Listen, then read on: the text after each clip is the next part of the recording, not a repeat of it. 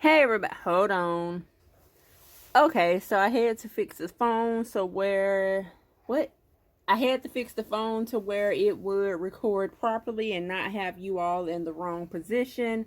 But I hope you all are having a great Sunday. I hope everything is well with everyone. It is currently, I think it's 38 degrees outside, and y'all, I am ready to relax. I did get off work. I worked overtime today. Of course, I worked my regular 8 hours plus just the extra 2 hours. Nothing too crazy. Actually, 2 hours and 45 minutes. But what I wanted to do, and I haven't did this in a long time, y'all. It's been a year since I decided, hey, I want to not really make a monthly budget, but see how much I need for the month, and then hope we can come up with it. So I first started doing that last year in February, but this time what I wanted to do is put real numbers. So here's all of my bills, and I am budgeting off a lower amount. I use these numbers based on one of my lower checks that I got paid last month. And we're just going to see how it works out. Let's see if I can make more money, or how much more money I can make within this month to get everything paid, to get some money saved, to pay extra towards the car, things like that. So my bills are typically always the same. So Netflix, $8. And of course, I do the split payment method, where I take all the bills and just break that number up by each paycheck. I'm not really sure when my first magic month is going to be. I need to look at my calendar. I do keep all of my paydays in my calendar. Jasmine, what are you doing? I do keep all of my paydays in my calendar. I have them set to repeat, and that way I can see every time, every year, when I get paid 3 times, or whenever. I just have it set to repeat. And y'all, that's the best way to go. I do that with all of my bills. Now, if they do change, I would go in and update it, or if I get rid of the bill, I will go in and delete it. But I have everything to repeat monthly.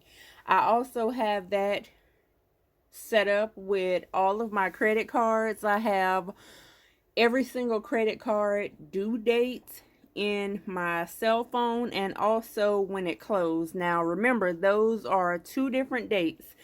The due date is when the bill is due, in full of course, and the statement date is the day that whatever that balance is on the credit card, that's what's going to report to the credit bureau.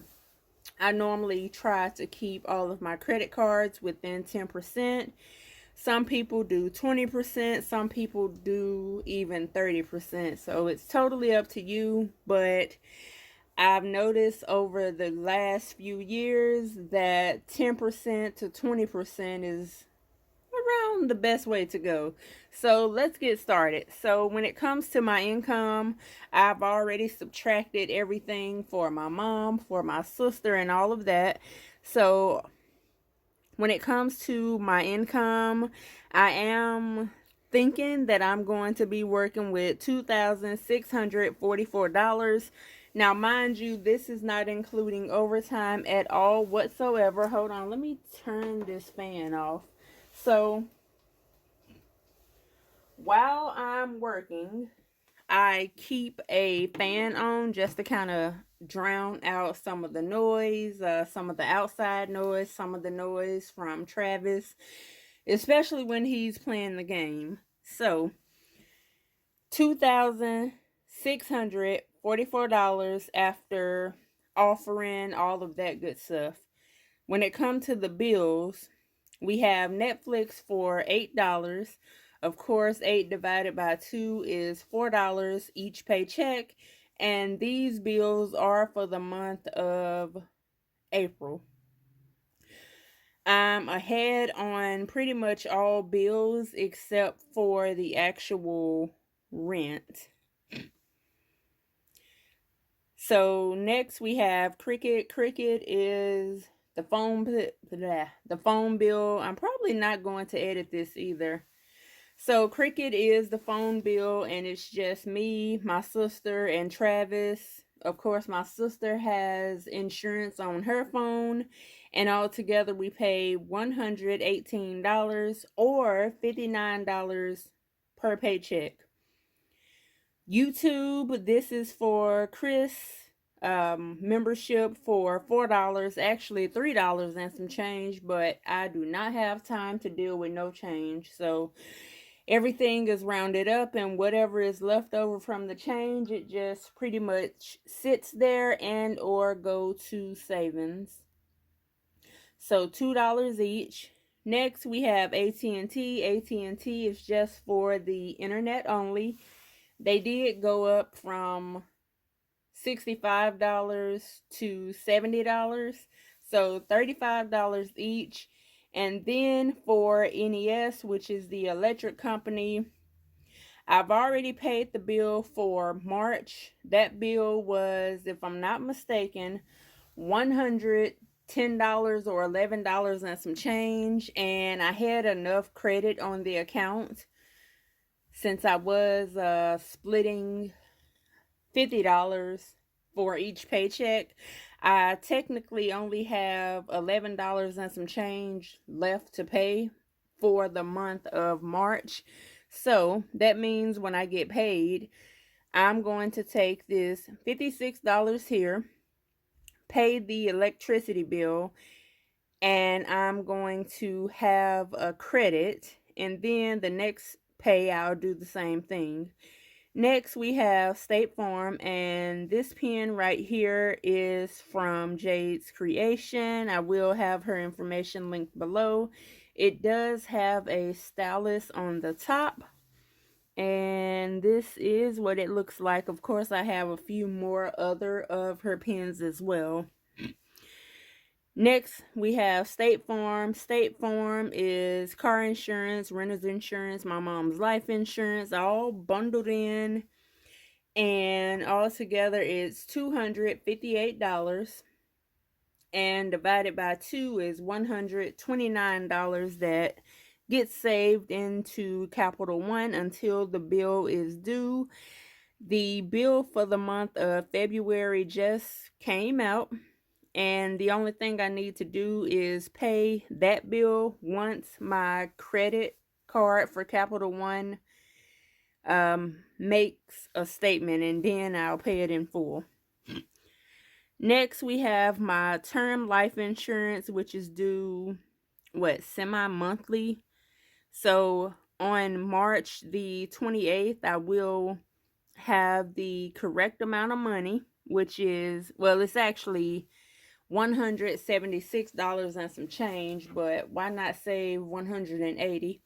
So that change that I have left will just stay in the account, and then I'll end up saving more money and make the next payment in, let's see, March, April, May, June or July.